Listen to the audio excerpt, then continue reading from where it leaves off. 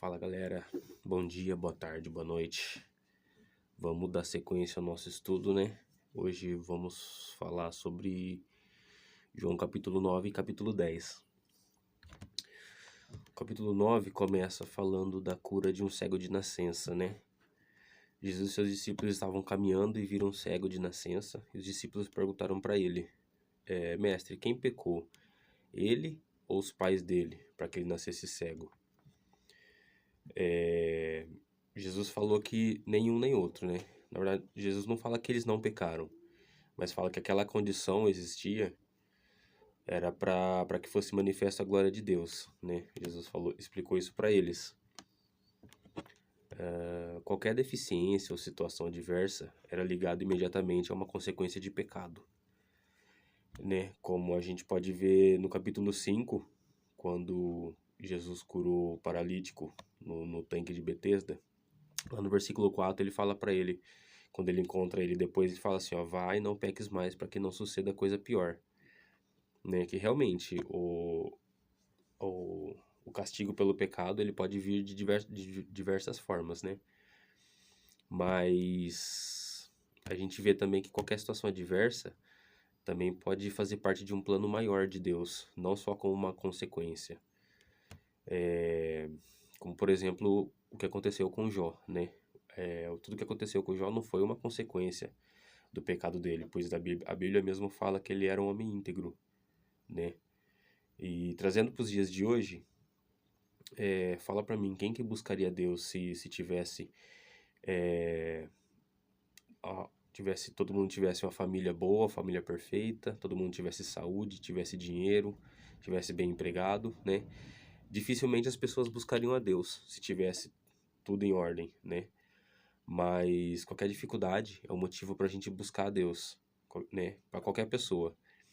E através da dificuldade a pessoa busca a Deus. Buscando a gente conhece, conhecendo a gente se apaixona por Ele e queremos revelar o amor dele para as outras pessoas também, né? Geralmente é assim que acontece. Tem até um testemunho da minha família, que a minha avó, como que eu posso falar? Ela conheceu Jesus por causa da deficiência que minha mãe nasceu, né? Através disso, a minha avó começou a buscar a Deus por uma cura para minha mãe, e a minha mãe não foi curada e ela continuou buscando. De repente, se a minha mãe tivesse sido curada, ela não buscaria mais, né? Ela teria alcançado o propósito dela e não buscaria mais. Mas ela continuou buscando e ela se converteu. E ela permaneceu, e através dela, os meus tios, minha mãe e meus tios, e através deles, eu, meus primos também, conhecemos a Cristo, né? Através disso aí. Então, enfim, aí Jesus cura ele, né? A gente sabe que ele faz um lodo com a saliva dele, a terra, passa nos olhos do cego e manda ele se lavar no tanque de Siloé, né? Siloé significa enviado. E quando ele se lava, aliás, ele volta a enxergar, não. Ele passa a enxergar, né? Que ele era cego de nascença. E alguns que reconheceram ele ficaram perguntando, não é aquele cara que era cego, que era mendigo, né? Uns falavam que era, outros falavam que não é. Aí ele mesmo falando, sim, sou eu mesmo. Jesus me curou. Aí ele foi levado aos fariseus, porque era sábado. E aí tem todo aquele papo, né, dos caras, mas porque é sábado, que não pode curar no sábado, é isso e aquilo, aquele mimimi todo. E eles ficaram questionando, né, como que pode um pecador fazer tais sinais? Aí os fariseus perguntaram pro cego o que ele fala a respeito de Jesus. E o cego fala, o que era cego, né, fala, eu creio que ele é um profeta. Aí eles chamaram os pais do rapaz que era cego para perguntar se ele era mesmo cego de nascença ou não. Os pais deles falaram assim, ó, ele já tem idade, pode perguntar para ele, né? E aí os fariseus falaram pro homem que era cego, falou, ó, dê glórias a Deus, porque quem curou ele, quem te curou foi Deus, não foi esse Jesus que você tá falando, porque esse Jesus aí é só um pecador. Aí o cego até retruca eles, né? Fala, se ele é pecador, eu não sei. Mas eu sei que eu era cego e agora eu vejo.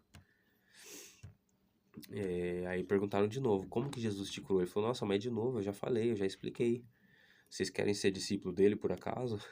E eles falaram, não, a gente é discípulo de Moisés. A gente conhece Moisés, a gente não conhece esse Jesus aí. Aí depois Jesus se revela, né? Se mostra pro homem que era cego e fala que ele veio ao mundo para trazer juízo e fazer com que os cegos vejam e os que veem se tornem cegos. Até os fariseus ouvindo isso falam assim, então quer dizer que a gente está querendo dizer que a gente é cego? E Jesus fala assim que se vocês fossem cegos, vocês não teriam pecado. Mas como vocês mesmos estão falando que vocês vê, então vocês têm pecado, né? Seria o pecado da descrença, no caso, né?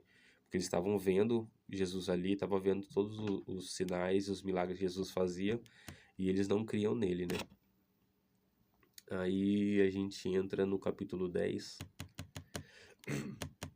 E o capítulo 10, ele é uma continuação, tá? Não é uma outra história, é uma continuação da conversa. Ele tá falando com as mesmas pessoas. Que fala de Jesus, o bom pastor, né? Ele flui diretamente do anterior, a conversa continua com as mesmas pessoas. E ele fala assim, ó, quem não entra pela porta do aprisco é ladrão e salteador. Salteador é aqueles assaltantes que ficam na estrada, na beira da estrada, assaltando quem tá passando no caminho, né? Ele fala também que o pastor conhece as ovelhas e essas conhecem a voz do pastor e o segue. Aí ele fala que Jesus, né? Ele fala que ele é a porta das ovelhas. Os que vieram antes dele são ladrões e salteadores, né? Como está aqui no versículo 9.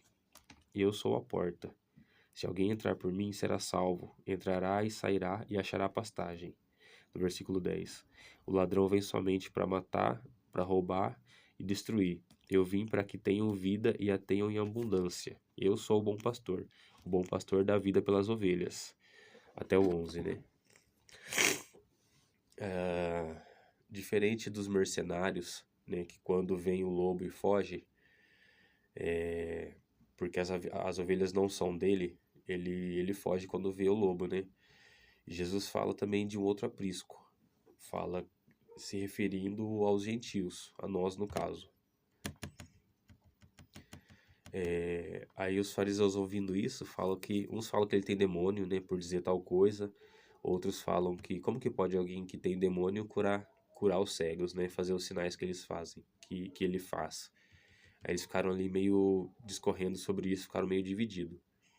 Depois disso, Jesus foi para o Pórtico de Salomão, que é uma ala que tem no templo. Lá de novo ele foi interrogado pelos judeus se ele era o Cristo. Falou, você precisa falar se você é o Cristo ou se não é. Ele falou, eu já falei que eu sou, né? Mas vocês não acreditam em mim, porque vocês não ouvem a minha voz, vocês não conhecem a minha voz, porque vocês não são minhas ovelhas, né?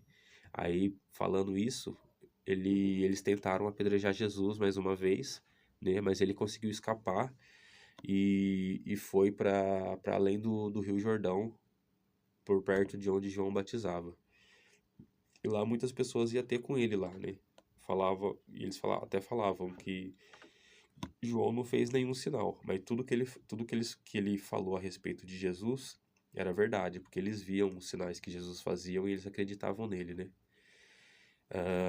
É isso então. Esse foi o resumo dos capítulos 9 e 10 de João.